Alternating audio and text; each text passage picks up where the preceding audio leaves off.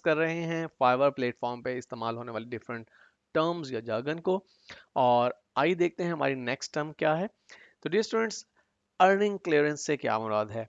ये सवाल बहुत से लोग पूछते भी हैं, उनके जहन में आता है कि जब हम फाइवर पे काम करते हैं तो हमें जो पैसे मिलते हैं वो हमें कब वसूल होते हैं। तो फाइवर का एक ख़ास टेन्योर है, एक ख़ास टाइम पीरियड है, जिस टाइम पीरियड के दौरान फाइवर आपकी अर्निंग आपको नहीं देता, वो फाइवर के पास रहती है। नॉर्मली ये ड्यूरेशन 14 दिन का है। यानी अगर आपने किसी शख्स का कोई काम पकड़ा, लेट से किसी ने आपकी गिग ऑफर की 1 जनवरी को, और आपने उसी दिन उसका वो काम कंप्लीट कर दिया। अब वो काम कंप्लीट होने के बाद जो पैसे हैं एक्चुअली वो फाइवर के पास फौरी तौर पे आ गए। एक्चुअली फाइवर फाइवर के पास तो वो पैसे उसी वक्त आ गए जब किसी शख्स ने आपकी गिग को ऑफर किया, उसी वक्त फाइवर चार्ज कर लेता है। लेकिन वो पैसे फाइवर आपको कब देगा? आप जब वो ऑर्डर कंप्लीट करेंगे और आपका जो बायर है उसकी तरफ से जब ये स्टेटस आएगा कि ओके ऑर्डर कंप्लीट हो चुका है, उसके 14 दिन के बाद आपको पेमेंट मिलेगी। लेकिन अगर आप टॉप लेवल सेलर हैं, अभी लेवल्स की हमने बात करनी है, तो फिर आप 7 दिन के बाद आपकी अर्निंग क्लियर हो जाती है। वरना 14 दिन आपको लगते हैं अर्निंग क्लियर होने में। यहाँ पे ये बात जरूरी है कि अगर आपने 1 जनवरी को ऑर्डर लिया और 1 जनवरी को ही कंप्लीट कर दिया, लेकिन आपका जो बायर है जिसने ऑर्डर किया था उसकी तरफ से जब तक ये इंटीमेशन नहीं आएगी कि ओके मेरा काम कंप्लीट हो चुका है, अब मैं इस ऑर्डर को कंप्लीट कंसीडर कर रहा हूं, उस वक्त तक वो 14 दिन का काउंट डाउन शुरू नहीं होगा।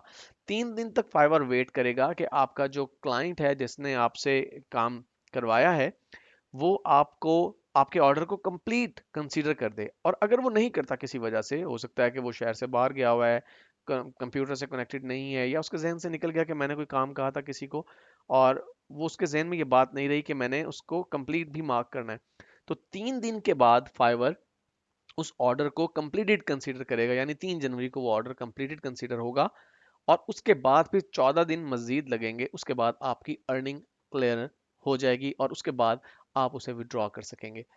इसके बाद है हमारी एक और टर्म जो कि यूज होती है फाइवर में, response rate and time. Response rate and time से क्या हो रहा है? देखिए, फाइवर में आपका एक खास एल्गोरिदम जो है यूज किया जाता है, जिसके बेस पर ये डिसाइड किया जाता है कि कोई जो सेलर है जो फाइवर पे अपनी सर्विसेज परफॉर्म कर रहा है, सर्विसेज दे रहा है, वो कितना रिस्पॉन्सिव है। उसके लिए दो चीजें मेजर की जाती हैं, रिस्पांस रेट और टाइम। रिस्पांस रेट का मतलब ये है कि लेट से कि आपको पिछले 30 दिनों में 100 लोगों ने कांटेक्ट किया, क्योंकि फाइवर एक ऐसा प्लेटफॉर्म है जिसमें 99 टाइम्स जो है आउट ऑफ 100 क्लाइंट डायरेक्टली आपकी गिग को बाय नहीं करता, बल्कि पहले वो आपसे कांटेक्ट करता है, आपको अपने प्रोजेक्ट की डिटेल देता है, और उसके बाद जब आप किसी म्यूचुअल एग्रीमेंट पे पहुंच जाते हैं फिर वो आपकी गिग ऑर्डर करता है। बहुत ही रेयरली ऐसा होता है, या फिर जब आप बहुत ऊंचे लेवल पे पहुंच जाते हैं, लेवल 2 सेलर बन जाते हैं या टॉप लेवल सेलर बन जाते हैं, फिर अमूमन जो बायर्स हैं वो डायरेक्टली ऑर्डर प्लेस कर देते हैं, क्योंकि वो जानते हैं कि एक बहुत ही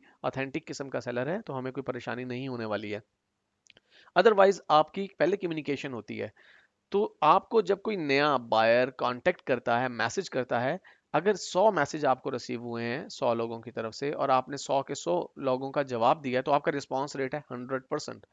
अगर आपने 10 लोगों के मैसेज का रिस्पांस नहीं कर सके, किसी वजह से स्किप हो गया, आपके आपकी नज़रों में नहीं आया, अगरचे ऐसा होना नहीं चाहिए, तो 10% आपका रिस्पांस रेट कम हो गया, रिस्पांस रेट रह गया आपका 90%। दूसरी चीज़ है रिस्पांस टाइम।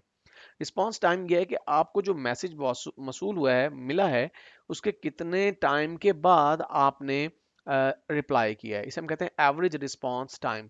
ये दोनों चीज़ें जो हैं वो आपके प्रोफाइल के साथ नज़र आती हैं यूज़र्स को, जब वो ऑर्डर प्लेस करना चाहते हैं कि ये शख्स जो है वो नॉर्मली कितनी देर में रिप्लाई कर देता है और कितना परसेंट इसका रिस्पांस रेट है।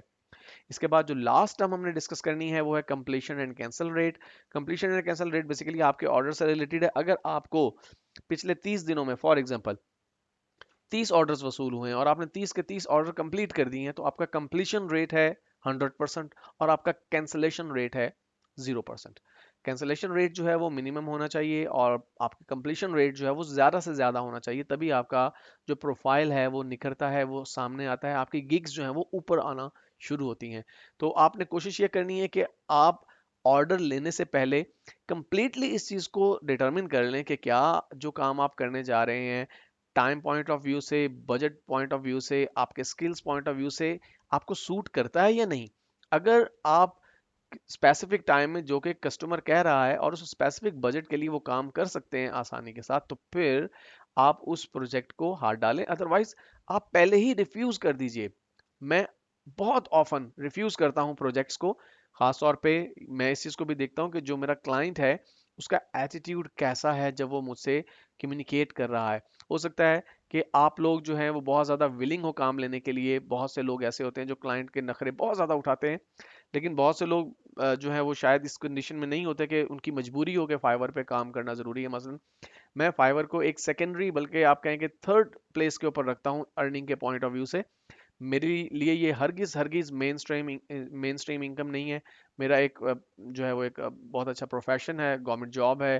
फिर मैं यूट्यूबर के तौर पे काम करता हूँ, वहां से मुझे बहुत रीजनेबल एक जो है वो लमसम रकम जो है मिलती है।